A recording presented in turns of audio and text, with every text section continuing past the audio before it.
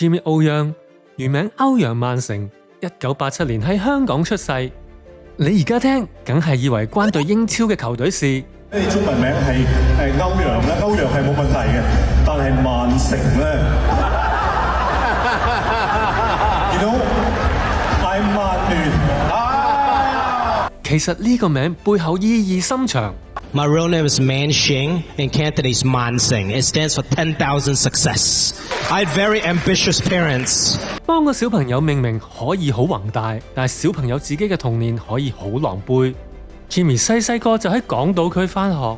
I went to 華仁小學同埋華仁中學 Form 1。係名校出身，樣樣都學。I play the violin. I was pretty good at math. I play ping pong competitively.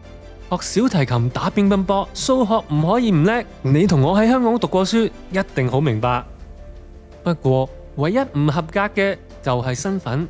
細個喺香港讀書 ，Jimmy 因為屋企講上海話、廣東話唔夠地道，成日俾同學笑佢係上海仔。Whenever I speak to my parents, they'll be like, "Oh, that's the Shanghai boy right there." 就算喺屋企，都要面對另一個挑戰，就係爸爸對佢超高嘅期望。趁 Jimmy 仲細個嘅時候，已經幫佢規劃人生。二話不說就送咗 Jimmy 去廣州入國家隊乒乓球訓練營。Dad sent me to a ping pong training camp in Guangzhou, China.